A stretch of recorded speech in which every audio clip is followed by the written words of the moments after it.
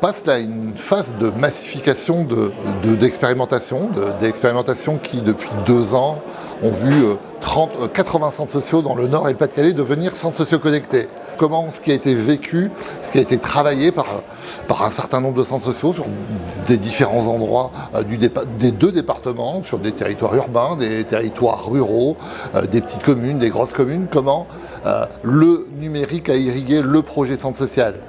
Ça a tellement bien marché qu'on s'est dit que ça mérite d'essaimer et on est allé à la rencontre d'un certain nombre de financeurs, de partenaires qui nous ont dit là vous tenez quelque chose et on est prêt à continuer à vous accompagner.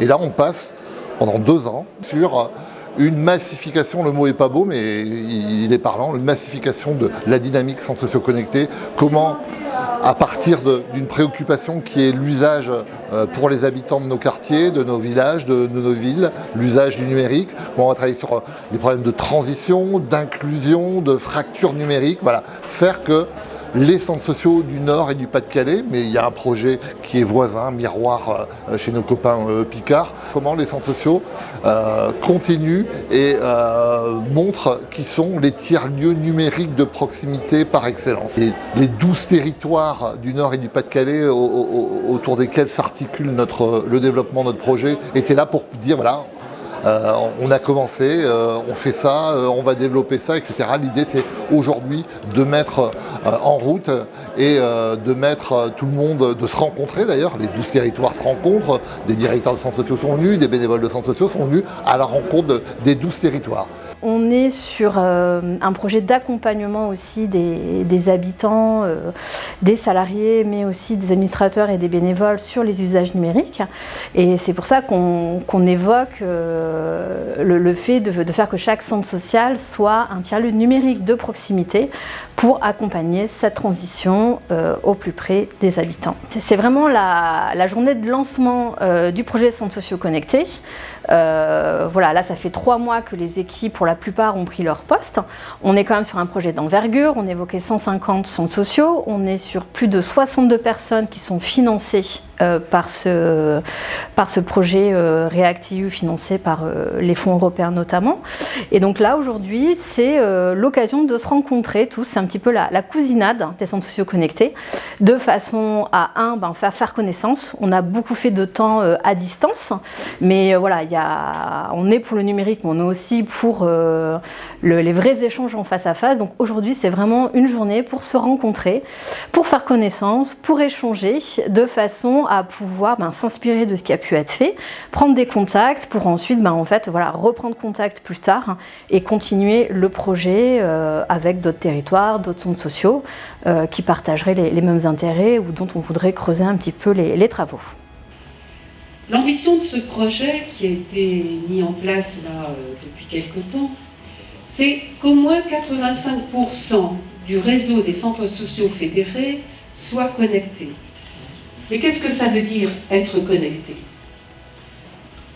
On peut y voir au moins 3 acceptions en réponse toujours aux demandes des habitants.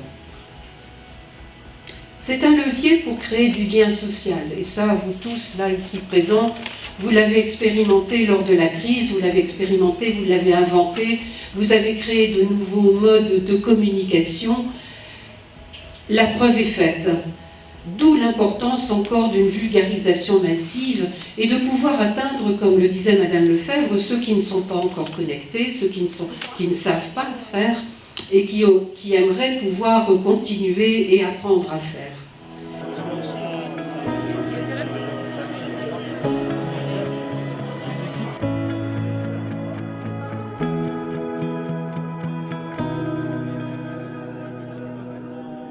J'imagine ça un peu comme une plateforme où on aurait peut-être des moyens de communiquer ensemble, d'échanger nos pratiques, de mutualiser nos compétences et d'arriver à créer des ateliers participatifs avec nos publics, qu'ils soient jeunes ou plus âgés. Pour moi, c'est une mise en réseau, c'est un échange de savoir et de pratiques pour faciliter l'approche du numérique auprès du public. Alors, on part de loin, ne serait-ce que les salariés. Donc, on va par exemple mettre en place un agenda partagé. On est en train de réhabiliter notre cybercentre. On arrache les ordinateurs, on installe une borne numérique, toute une gestion d'adhérents par le numérique. Donc, c'est vraiment évoluer et permettre, toujours pareil, aux habitants, aux jeunes de pouvoir y accéder. Et je pense que c'est aussi une demande importante sur le quartier et sur la ville, puisque en termes de numérique, on va aussi travailler sur une rencontre pour connaître ce qui existe sur le numérique sur la ville, pour pouvoir mettre en commun nos données et puis pouvoir travailler sur un diagnostic.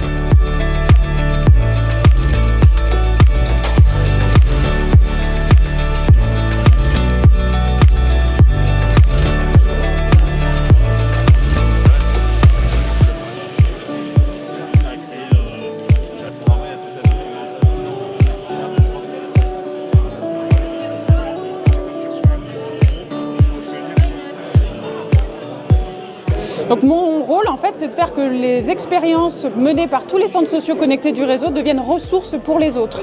Donc je suis là pour aller aider les équipes à capitaliser sur ce qui est fait, à tirer les enseignements de tout ce qui a pu être expérimenté pour qu'on puisse du coup en tirer des recettes, des bonnes pratiques, des outils qui peuvent être utiles à l'ensemble du réseau. Donc la mission du coordinateur, donc des 9 coordinateurs, c'est d'être en appui des chargés de transition numérique, donc dans l'ensemble des phases de l'opération, en partant du diagnostic, sur l'année 2022 en étant en coordination des actions et sur la phase d'évaluation. Donc on a aussi un rôle lié au partenariat et au développement de partenariats pour faire des centres sociaux connectés des acteurs reconnus comme étant des acteurs du numérique et comme étant potentiellement des tiers-lieux numériques sur les territoires. C'est qu'il y a eu des formations pour les chargés de transition numérique et aujourd'hui ils peuvent mettre en œuvre ces formations en fait en menant des ateliers thématiques avec les directions, avec les chargés de transition, avec des techniques comme le chapeau de mono, comme aide-moi un petit peu sur la carte d'empathie, exactement, persona, et aussi des techniques que eux vont pouvoir créer par eux-mêmes. L'idée c'est aussi qu'ils s'approprient les outils, qu'on ne soit pas sur des choses qu'on doit calquer automatiquement de la même façon, mais qu'ils puissent aussi innover et créer ensemble.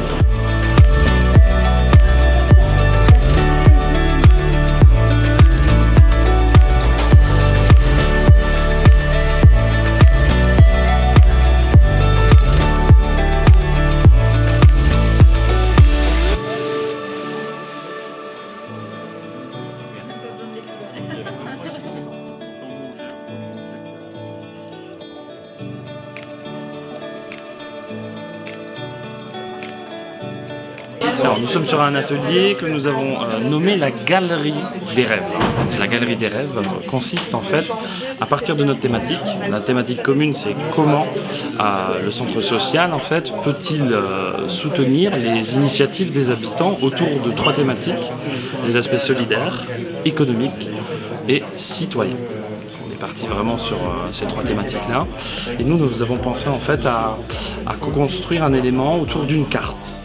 Une carte de rêve qui vous dit comment vous voyez en fait le centre social dans 5 ans.